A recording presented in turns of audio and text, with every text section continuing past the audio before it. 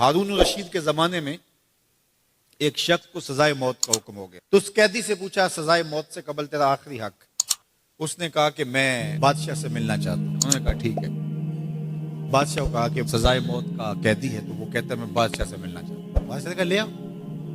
تو دربار لگا تھا، تو وہ قیدی زنجیروں میں جکڑا ہوا لایا گیا۔ اس نے کہا السلام علیکم۔ بادشاہ نے کہا وعلیکم السلام۔ آخری خواہش پوری ہو گئی، جلاد لے جانے لگے، قتل کرنے لگے۔ کہا تو مجھے قتل نہیں کر سکتے۔ کہا کیوں؟ کہا بادشاہ نے میری ضمانت دے دی ہے، مجھے آزاد کر دیا۔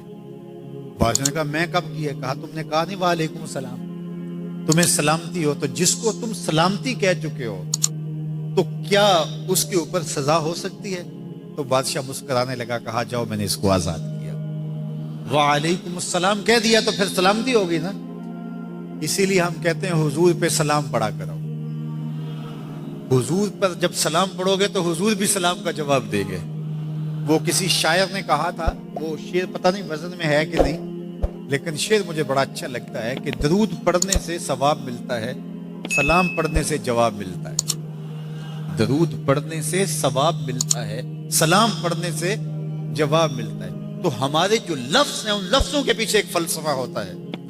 تو فرمایا المسلم من سلم المسلمون من لسانہ و یدہ، اور یہ ہم نے اپنے اولاد کو بچپن سے سکھانا ہے۔ اگر ہم نے ان کو اعلیٰ ڈگریاں بھی کروا دی، ان کو اعلیٰ تعلیم یافتہ بھی کروا دیا دنیاوی اعتبار سے، لیکن یہ بنیادی سبق حضور کا نہ پڑھایا، تو پھر وہ اس تعلیم کے باوصف بھی آپ کو آپس میں الجھتے ہوئے دکھائی دیں گے۔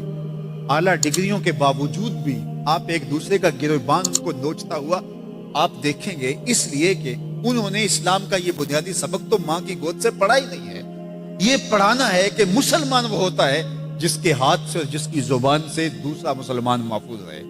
مجھے بتاؤ، جس کو یہ سبق اس کی ماں نے پڑھایا ہو، جس کو سبق اس کے باپ نے پڑھایا ہو، تو وہ کسی مومن کی ماں کو گالی دے سکتا ہے، کسی کے باپ کو گالی دے سکتا ہے، کسی کا گریبان پکڑ سکتا ہے، کسی کو تھپڑ مار سکتا ہے، کسی پہ زیادتی کر سکتا ہے؟ کبھی نہیں کرے گا، اس لیے کہ اس کو حضور کا فرمان یاد ہے کہ مسلمان ہوتا ہی وہ ہے جس کی زبان اور ہاتھ سے دوسرے محفوظ ہو۔ ہم نے یہ سیکھنا ہے اور اپنے عمل کے اندر اس کو داخل کرنا ہے کہ ہمارے رویے اتنے خوبصورت ہو، ہمارا طرز زندگی اتنا خوبصورت ہو کہ ہمارا پتہ چلے کہ ہم حضور کے غلام ہوتے ہیں۔ ہمیں خوبصورت رویوں کا درس دیا گیا ہے، ہمیں خوبصورت رویوں کو اختیار کرنے کی تعلیم دی گئی ہے۔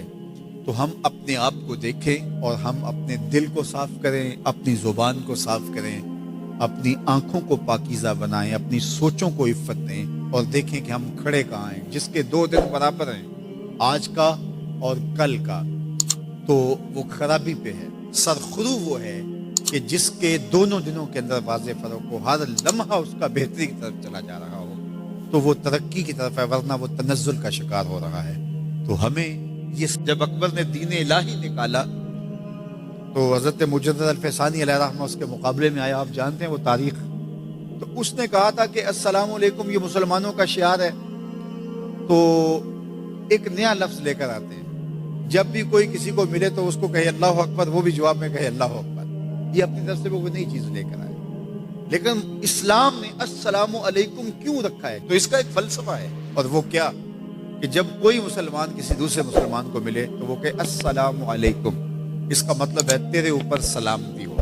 تو گویا وہ ضمانت دے رہا ہے کہ میرے بھائی، تیری جان، تیرا مال، تیری آبرو، تیری عزت میری طرف سے محفوظ ہے، میں تجھے ضمانت دیتا ہوں سلامتی کی۔ اور وہ آگے سے کیا کہتا ہے؟ وعلیکم السلام۔ اچھا تو اگر مجھے ضمانت دیتا ہے تو تو میری طرف سے بے فکر ہو جا، تیری آبرو میری آبرو ہے، تیری عزت میری عزت ہے، تیرا مال میرا مال ہے، اس لیے میری طرف سے تجھے کوئی فکر نہیں ہوگی۔ اب ایک دوسرے سے انہیں خطرہ نہیں ہونا چاہیے، ایک دوسرے کو ضمانت دے چکے ہیں، عہد کر چکے ہیں۔ اور اگر ہم سلام بھی لیں اور جڑیں بھی کاٹ دیں تو میاں ہم نے سلام لیا ہی نہیں، ہم نے منافقت کی تھی۔ حضور نے فرمایا افشوا السلام، تو میں سلام کو پھیلاؤ، یعنی سلام کو پھیلاؤ گے تو امن پھیلے گا۔ سلام سلامتی سے ہے کہ آپ امن دے۔ رات کے اندھیرے میں اپنے گھر کا کوڑا اگر اٹھا کر کے ہم نے ہمسایوں کے گھر کے آگے پھینک دیا تو صاحب ہمسائے نے بھی یہی کیا، اس نے اپنے گھر کا کوڑا رات کے اندھیرے میں ہمارے گھر کے آگے پھینک دیا، اور سارے گلی کے لوگ ایک دوسرے کے گھر کے آگے کوڑا پھینکتے رہے، اور صبح ساری گلی جو تھی وہ کوڑے سے بھری ہوئی تھی، اور وہاں تعفن پیدا ہوا، وہاں بدبو پیدا ہوئی، وہاں مکھیاں اور مچھر پیدا ہوئے جو پلٹ کے ہمارے اوپر آئے۔ مسموم ہوائیں ہماری صحت کو بگاڑ دیتی ہیں، ہواؤں میں غلاظت گھل جاتی ہے، گندگی پھیل جاتی ہے۔ اس لیے ہمیں اس بات کا اہتمام کرنا ہوگا کہ ہم پورے معاشرے کو، پورے ماحول کو جو ہے وہ صاف کرنے کی کوشش میں لگ جانا چاہیے۔ تو میں اور آپ اس پہ غور کریں کہ ہمارے اسلام کا ہمارے نام کیا میسج ہے، کیا پیغام ہے۔ جو اسلام پیدا ہوتے ہی ہماری زندگی کا آغاز غسل سے کرتا ہے، اور پھر زندگی کا اختتام بھی غسل سے ہوتا ہے۔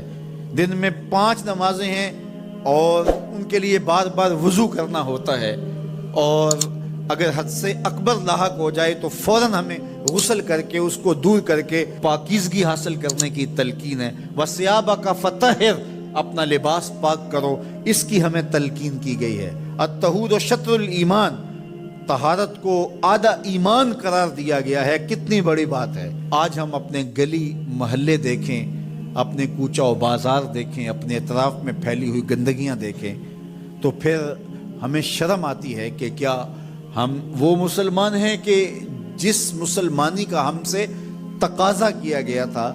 ہم مسلمان تو ایک صاف، پاک اور خوبصورت اور عفت معاب صورت میں آگے بڑھتے، اور معاشرہ صفائی و ستھرائی کا مرقع نظر آتا، اور ہر شے نہ صرف صاف اور پاک اور طاہر ہوتی بلکہ چیزوں کو مرتب اور منظم کر کے رکھنے کی بھی ہمارے اسلام نے ہمیں تلقین کی ہے کہ جو ہم چیزیں رکھیں ان کو بھی ایک ترتیب اور سلیقے کے ساتھ رکھیں، تاکہ جو ہے وہ پڑی ہوئی چیزیں بھی جو ہے وہ خوبصورت دکھائی دیں۔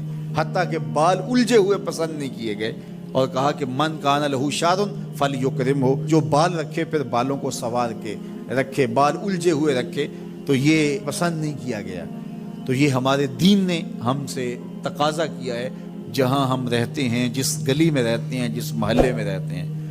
ہم نے یہ دیکھا ہے کہ 10 مرلے کا ایک کنال کا گھر بنگلہ بنایا، اور اس کے اندر اتنا اچھا اہتمام کیا، ایک ایک کونے اور گوشے کو ہم نے سلیقے کے ساتھ بنایا اور خوبصورتی کے ساتھ بنایا، لیکن گھر کے آگے 10 فٹ کی گلی ہے تو وہ گندگی سے اٹی پڑی ہے۔ ہمارے گھر کے سامنے جوہر پانی کا بڑا ہے، اور جس کے اندر گندگی اور غلاظت ہے، اور وہ چھینٹے اڑ کے ہمارے گھر کے اندر ہی گرتے ہیں، اور وہاں پیدا ہونے والی مکھیاں اور مچھر ہمارے گھر کے اندر ہی غلاظت کا جو ہے وہ سبب و ذریعہ بنتے ہیں، اور اس گندگی کے ماحول سے ہوا بھی مسموم ہوتی ہے جو بیماریاں پھیلاتی ہے، اور اس سے جو ہے وہ ہم خود متاثر ہوتے ہیں۔ لیکن ہم سمجھتے ہیں کہ یہ 10 مرلے کی جگہ، یہ ایک کنال کا ٹکڑا تو ہمارا ہے، یہ ہماری ذمہ داری ہے۔ 5-5 فٹ گلی آتی ہے تو گلی کے 10 لوگ مل کر کے جو ہے کیا وہ اپنی گلی کی صفائی کا اہتمام اور انتظام نہیں کر سکتے؟ اگر صفائی پسند ہم حقیقت میں ہوتے تو پھر کبھی بھی ہم اس کو پسند نہ کرتے۔ تو یہ وہ چیزیں ہوتی ہیں جو کسی معاشرے کی عکاسی کرتی ہوتی ہیں، کسی معاشرے کا چہرہ ہوتا ہے، اس کے نفسیات سمجھ میں آتے ہیں کہ یہ معاشرہ کیسا ہے۔ تو ہم صحیح معنوں میں اسلام کے مزاج سے آشنا ہی نہیں ہوئے کہ اسلام تو ہمیں آغاز میں ہی صفائی اور ستھرائی کی تلقین کرتا ہے۔